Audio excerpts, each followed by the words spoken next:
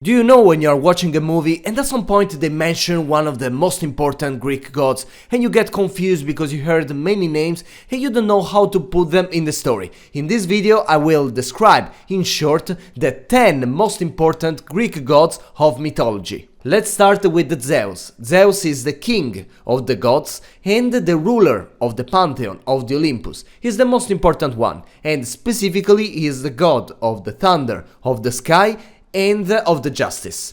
His story was dramatic since the beginning, because he was the son of, with all his brothers like Poseidon, Hades and so on, they were all sons of Cronus and Rhea. But what happened? That Cronus was scared that his sons, like Zeus, could get stronger than him, so he swallowed all of him. But Rhea helped Zeus to free all his brothers, and at some point they made this big fight and war against Cronus, called like the Titans War, and they managed to win over Cronus, to defeat him and take control of the earth, like Zeus got the sky, Poseidon the sea, and Hades the afterlife. But Zeus was not only famous for his strength, for his lightning bolt, he was famous for all the love affairs he had with other gods and mortals. And from these affairs there were born many important other gods of the pantheon, like Athena, Apollo, Artemis, Hermes, and even some heroes like Hercules. And because of that there were many conflicts in the divine and in the mortal world. And yeah, that's basically the depiction that Greek people had of Zeus, the king of the gods. Now let's talk about Hera. Hera was the goddess of marriage, family and childbirth. She was the wife of Zeus and even his sister. I mean, don't judge, it was the Greek word of a long time ago, and who are we to judge what was happening there? Basically, she was famous for all the revenges she was seeking against the lovers of Zeus and his offsprings. We can remember, for example, Hercules. She tried to him many times because she was, jealous, and yeah, she was kind of the symbol of marriage, of the importance of purity in a marriage, even if, the other gods, they were not kind of respecting these things. She was always famous. She was the protector of women and everything. But she was famous for a beauty contest that happened in Troy, basically, when Paris. You will remember Paris, the Orlando Bloom of the movie.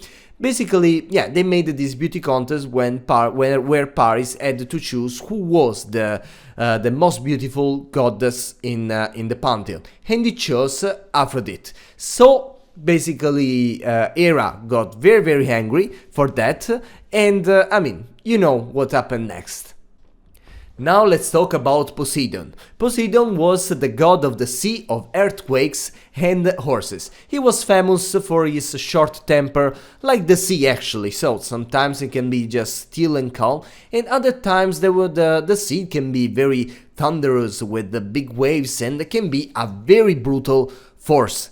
Now, Poseidon was the brother of Zeus, and he had the control of the seas, of the oceans and everything. He was always, he was like the brother, a big lover, but from him there were not like heroes or other famous gods, but there were like kind of monsters like the Pegasus, the mighty flying horse, and the many cyclops, like many, they say, Polyphemo, for example.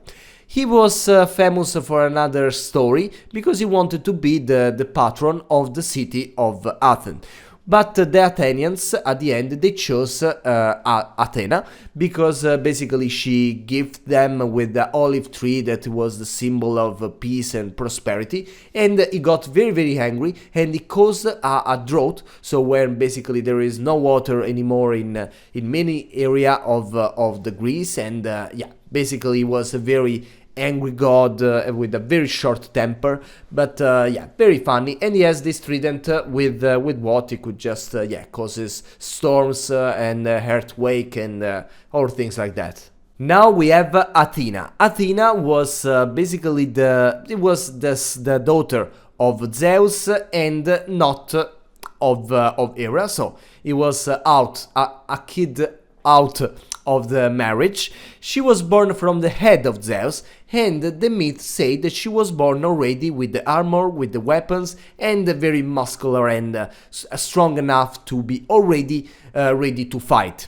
She was the goddess of wisdom, warfare, and strategy, but is not the war in the way that you can think, because for that there is Ares. She was the goddess of the warfare, of the strategy, and of the diplomacy. She was showing that to win a war you don't need always brutal force, but sometimes you need just be smart and be diplomatic and find another way to win the war without any bloodshed and things like that. She was the protector of the city of Athens, like we say before, and she was guiding many heroes like Odysseus and Perseus, like in the Trojan war, when where she helped Odysseus to figure out how to create the Trojan horse to enter the city, for all the things that happened there. She's famous to be even a virgin goddess, that, as you can understand, is not something very common in the Greek pantheon. Now, Apollo. Apollo is the god of sun, music, and prophecy. He was basically the Renaissance god of the pantheon. He was born from Zeus, and another titaness called Leto. And yeah, he was the god of art, culture, knowledge. He was playing this lyre that is like a guitar, and with his music he could just hypnotize other gods or mortals. I mean, he had this big power, and he was also the god of prophecy. So, and he had this famous oracle of at Delphi that, I mean, probably you already heard about, when people were going there to seek advices over personal dilemmas and things like that. He was kind of, he was a good, calm god. He was also the god of healing, so he could heal the people, things like that. And he was not that good in his relationship life. We can remember, for example, the story of Daphne, the nymph that she transformed into a laurel tree to escape the advances of Apollo. Smart. Now we have Artemis, the goddess of hunt, moon, and wild animals. She's always depicted as this roaming hunter girl with her bow and with the company of her hunting dogs. She was also a virgin, like the other. And she was famous, for example, a story about this Actaeon that was a hunter who accidentally saw her bathing in the woods, and as a punishment, because he was in the wrong place at the wrong time, she turned him into a stag, and he got her hunting dogs chase him down and eating him. Probably. So yeah, she's the guardian, the watcher of the wild war, of the nature and the wild animals.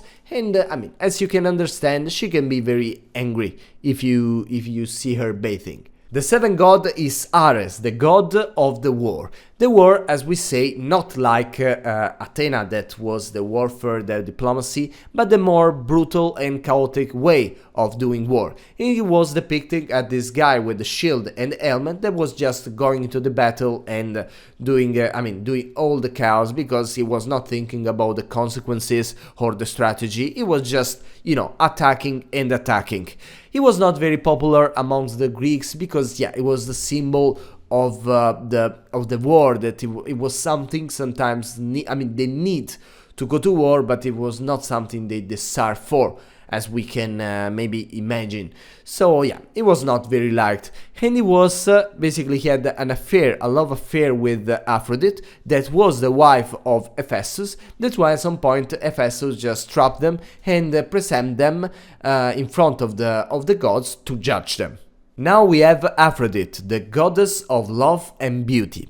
She was very beautiful, apparently. She was born from the sea foam created when Cronus cut the genitals of Uranus and cast them into a river, into the sea, and from that it emerges this sea foam from where Aphrodite was born. So, I mean, she was born from, yeah, you get it. She was married to Hephaestus, as we said, and he had many affairs with other gods and mortals like Ares. In the Trojan War, she was the chosen by Paris, as we said, in the beauty contest with Hera and so on. And since she was chosen, she promised to Paris the love of Helen, the most beautiful mortal woman in the world. And this led to, I mean, the war basically. Ninth god is Hephaestus. We already talked about him. He was the god of fire, blacksmithing and craftsmanship. He was basically the master creator of all the famous and notorious armors and weapons of all the heroes of the gods, and like for example the armor of Achilles, the shield of Heracles, and the golden chariot of the sun. So yeah, he was the dude in the video games that just create your best weapons. He was that. He was not considered physically attractive, he was very ugly, and at some point Hera wanted to cast him out of the Olympus because he had all this deformity, but apparently he was famous for his intelligence and creativity, but apparently for Aphrodite this was not enough. Now, the 10th and the last god is Hades. Hades was the god of the underworld and the ruler of the dead, but he was not depicted as the bad guy as we always thought. He was not tormenting the souls of the dead. He was just the protector of the afterlife, and he was taking care of the cycle of life and death in the Greek world. So it was a very important role. He was the brother of Zeus, so the son of Rhea and Cronus, and one of his story that it's most famous about is for the abduction of Persephone, the daughter of Demeter. Basically, he abducted Persephone because he wanted her to be the queen of the afterworld, together with him. And Demeter, the mother of Persephone, so brought this harsh winter to the earth to get revenge, because she was angry, and that's why we have the winter apparently. But I mean, they made like a deal. And Hades allowed Persephone to go back to the earth like for one time every year, and that's the spring. So yeah, we have the cycle of season just because of Hades that wanted to abduct Persephone, and yeah, so we have the winter because of Hera, and the spring because of Persephone going back to the earth once per year. And that's it. I hope you enjoy and see you very soon.